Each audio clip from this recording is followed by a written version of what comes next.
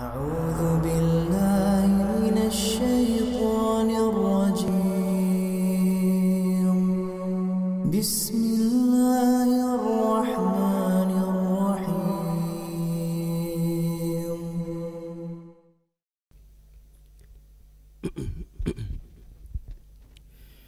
إن الحمد لله نحمده ونستعينه ونستغفره ونعوذ بالله من شرور أنفسنا ومن سيئات أعمالنا من يهده الله فلا مضل له ومن يضلل فلا هادي له أشهد أن لا إله إلا الله وحده لا شريك له وأشهد أن محمدا عبده ورسوله لا نبي ولا رسول بعده يا أيها الذين آمنوا اتقوا الله حق تقاته ولا تموتن إلا وأنتم مسلمون يا أيها الناس اتقوا ربكم الذي خلقكم من نفس واحدة وخلق منها زوجها وبث منهما رجالا كثيرا ونساء واتقوا الله الذي تساءلون به والأرحام إن الله كان عليكم رقيبا يا أيها الذين آمنوا اتقوا الله وقولوا قولا سديدا يصلح لكم أعمالكم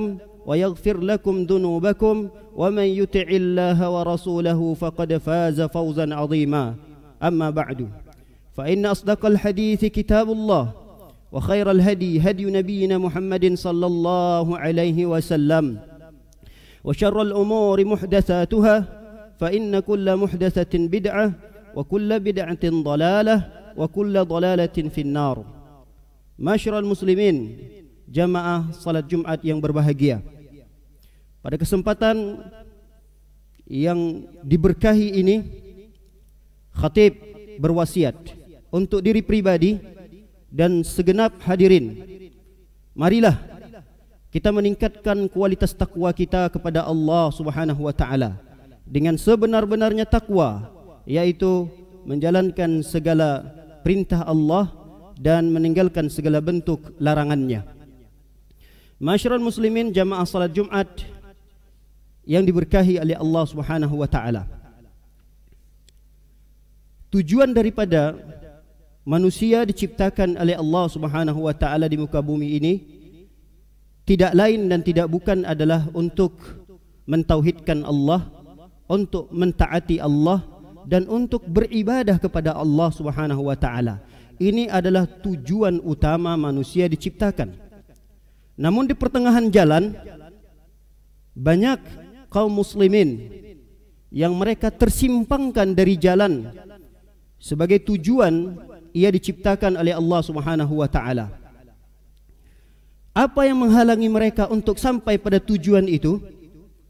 Para ulama meringkas menjadi dua faktor utama yang menyebabkan manusia terhalangi untuk sampai pada tujuan ia diciptakan di muka bumi itu. Dua faktor terbesar yang dapat menghalangi manusia untuk beribadah kepada Allah, untuk mentaati Allah. Yang pertama adalah syahwat, yang kedua adalah syubhat. Ini adalah dua faktor utama yang menjadi ujian besar bagi umat Islam. Faktor yang pertama adalah fitnah syubhat. Apa itu fitnah syubhat? Syubhat itu adalah kesamaran, keraguan, kerancuan. Ketika fitnah syubhat ini melanda umat Islam, maka umat Islam sudah tidak lagi bisa membedakan mana yang halal dan mana yang haram. Padahal dalam Islam yang haram itu sudah jelas, yang halal itu sudah jelas. Maka ketika ada yang memunculkan keraguan-raguan, kesamar-samaran di dalam syariat Islam, inilah yang disebut dengan syubhat. Akibat dari faktor ini, maka bermunculanlah sekte-sekte yang menyimpang dalam Islam. Ada Mu'tazilah, ada Jahmiyah, ada Khawarij, ada liberal dan seterusnya. Ini adalah sekte-sekte muncul akibat daripada fitnah syubhat. Begitu juga faktor yang kedua yang menghalangi umat Islam untuk sampai pada tujuan dia diciptakan, yaitu adalah fitnah syahwat. Apa itu fitnah syahwat? Mengikuti kecenderungan nafsu apa yang diinginkan, apa yang disukai oleh jiwa, apa yang disukai oleh nafsu, maka dia cenderung ke sana. Maka akibat dari faktor yang kedua ini, banyak orang-orang kaum muslimin yang melakukan perzinahan, yang menghalalkan LGBT, yang menghalalkan judi, yang melakukan kemaksiatan-kemaksiatan yang lainnya. Itu akibat daripada fitnah syahwat, mengikuti kecenderungan yang disukai oleh jiwa dan nafsunya. Jika ma'asyiral muslimin, jamaah salat Jumat dimuliakan oleh Allah Subhanahu wa taala, dua faktor utama ini tersebar luas di tengah-tengah umat Islam, maka bisa dipastikan syariat Islam, ajaran Islam akan menjadi asing di tengah-tengah umat ini.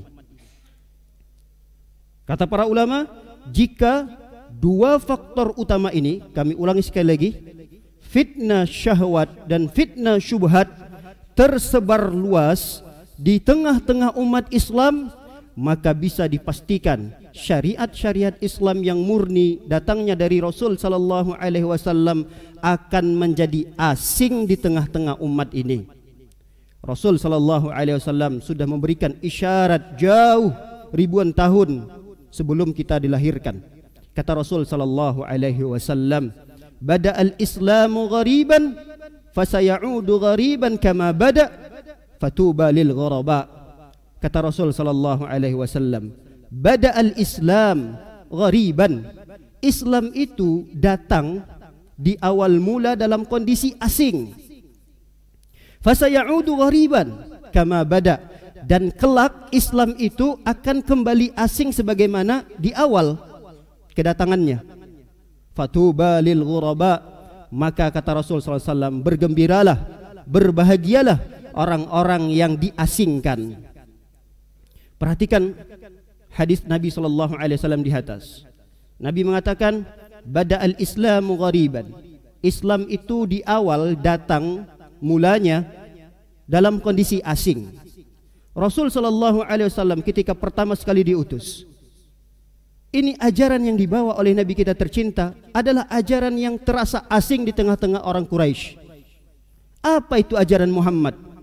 Agama apa yang dia bawa? Ini adalah agama yang memperpecah belah umat.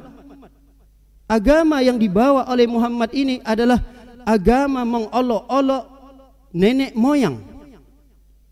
Agama yang dibawa, ajaran yang dibawa oleh Muhammad ini menyelisihi tradisi nenek moyang kita. Lihat, terasa asing.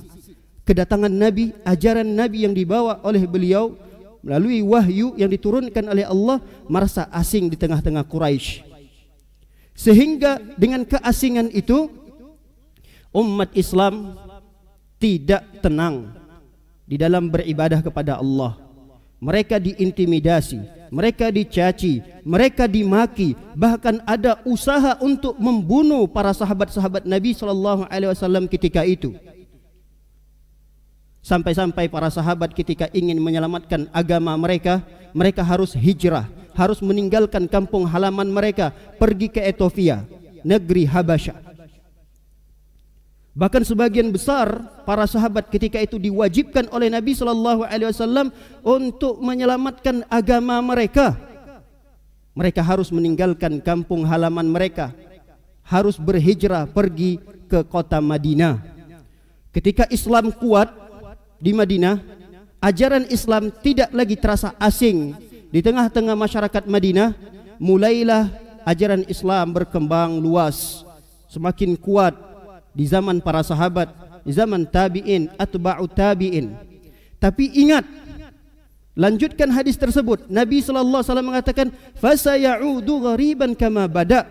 Islam ini akan kembali asing sebagaimana di awal. Islam ini akan kembali asing. Ajaran dan syariat Islam ini akan kembali asing.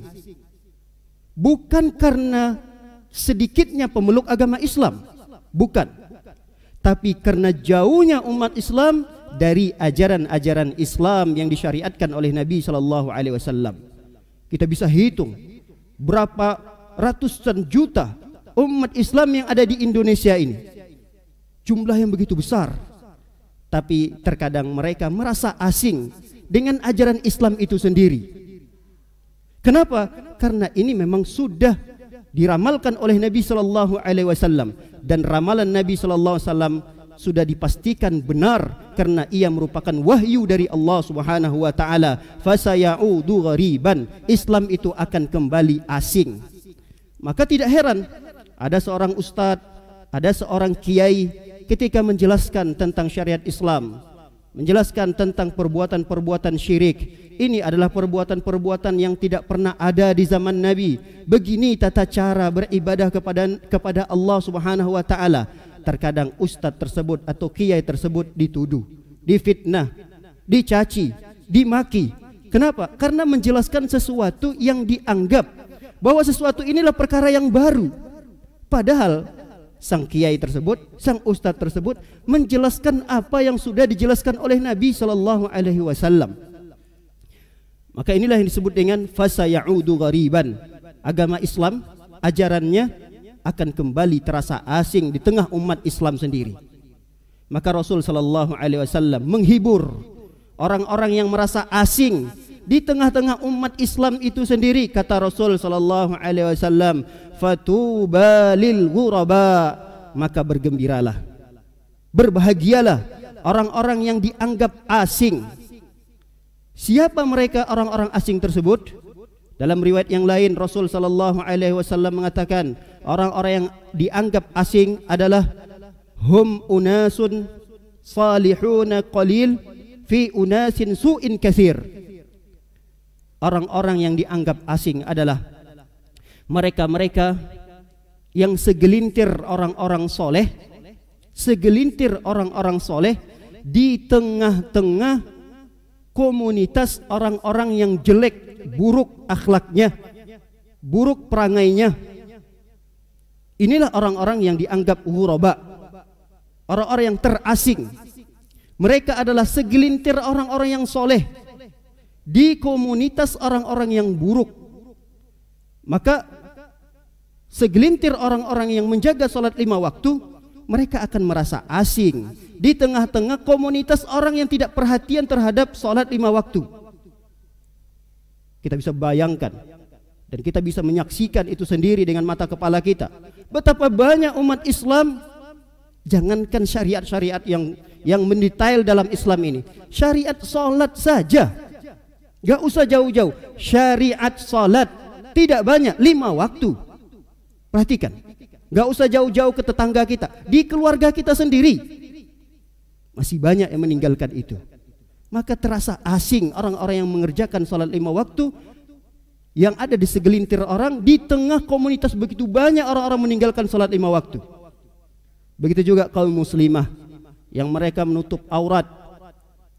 Segelintir orang, segelintir muslimah yang mereka menutup aurat, mereka akan merasa asing di tengah-tengah muslimah yang belum menutup aurat.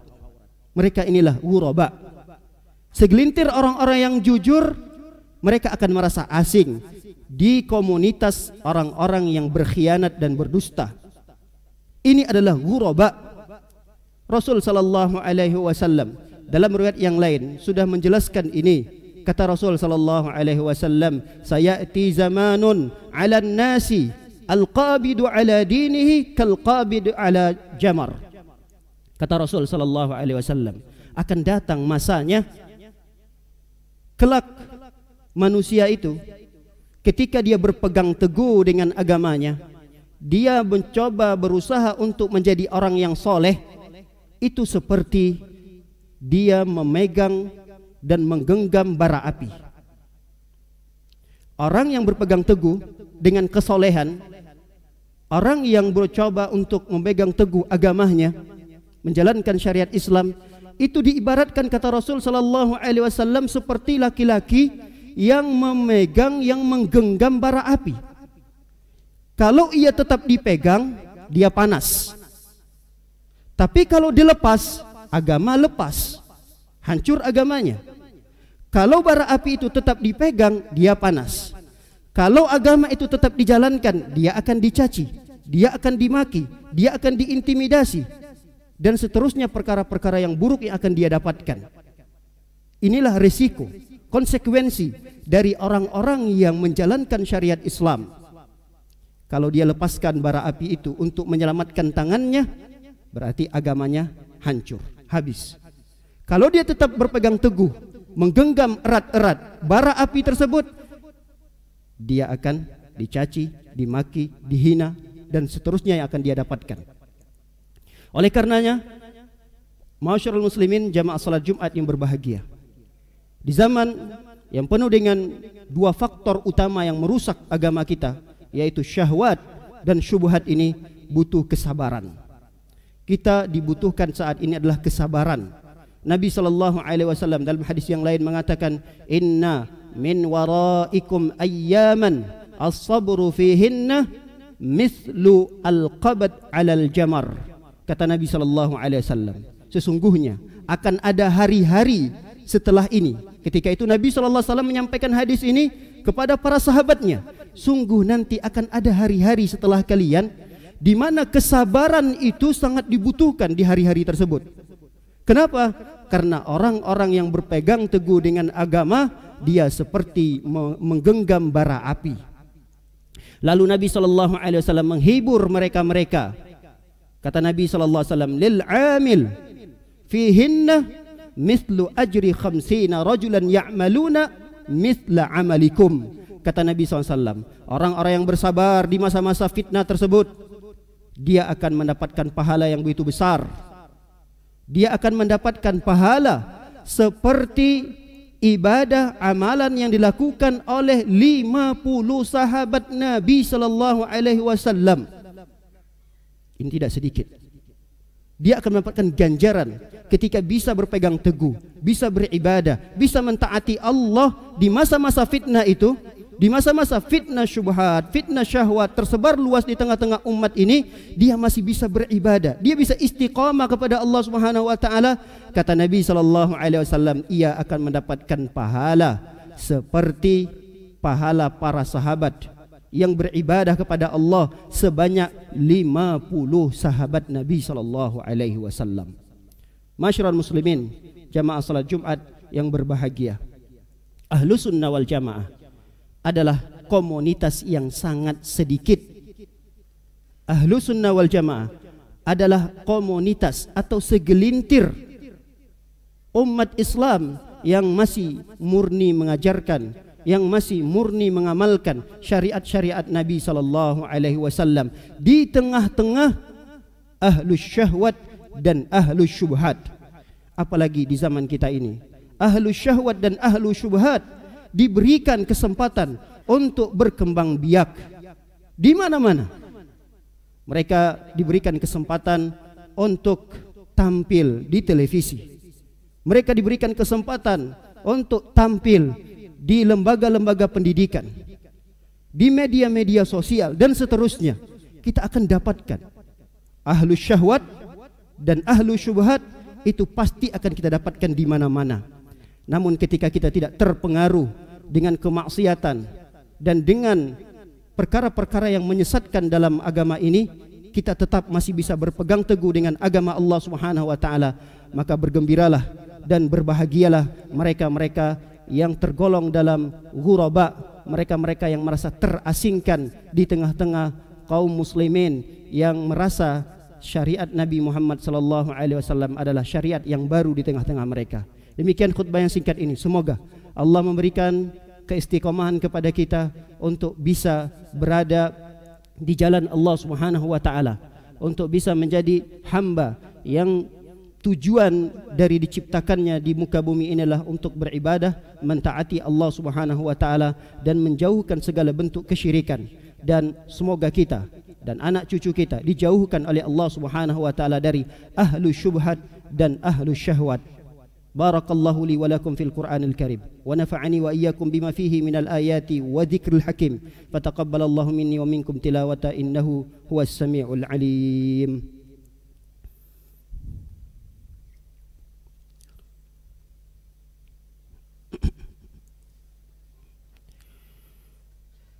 Alhamdulillahi ala ihsani wa syukru lahu ala taufiqihi wa amtinani wa asyhadu an la ilaha illallah wahdahu la syarika la ta'ziman li sya'ni وأشهد أن محمدا عبده ورسوله الداعي إلى رضوانه وصلى الله وسلم وبارك عليه وعلى آله وأصحابه وإخوانه يا أيها الذين آمنوا اتقوا الله حق تقاته ولا تموتن إلا وأنتم مسلمون قال الله تعالى إن الله وملائكته يصلون على النبي يا أيها الذين آمنوا صلوا عليه وسلموا تسليما. Masyarul muslimin, di hari Jumat ini kita dianjurkan untuk memperbanyak selawat kepada Nabi kita tercinta, Nabi Muhammad sallallahu alaihi wasallam. Siapa orang yang berselawat untuk Nabi satu kali, maka Allah akan berselawat untuknya 10 kali. Allahumma salli ala Muhammad wa ala ali Muhammad kama sallaita ala Ibrahim wa ala ali Ibrahim innaka Hamidum Majid. Allahumma barik ala Muhammad wa ala ali Muhammad kama barakta ala Ibrahim wa ala ali Ibrahim innaka Hamidum Majid. Allahumma fir lil muslimina wal muslimat wal mu'minina wal mu'minat al ahya'i minhum wal amwat bi rahmatika ya arhamar rahimin. Allahumma a'izzal Islam wal muslimin. Allahumma a'izzal Islam wal muslimin. Allahumma a'izzal Islam wal muslimin. Allahumma ansur ikhwanana al-muslimina al-mustad'afina fi kulli makan. Allahumma ansurhum nasran aziza. Ya aziz, ya jabbar, ya qahhar, ya mutakabbir. Rabbana zalamna anfusana wa illam taghfir lana wa tarhamna lanakunanna minal khasirin. Rabbana hab lana min azwajina wa dhurriyyatina qurrata a'yun waj'alna lil muttaqina imama. Rabbana idfa' anna al-bala wal waba wal mihan wal fitan ما ظهر منها وما بطن. ربنا آتنا في الدنيا حسنة وفي الآخرة حسنة وقنا عذاب النار. وصلى الله على نبينا محمد وعلى آله وصحبه وسلم أجمعين. أخير دعوانا الحمد لله رب العالمين.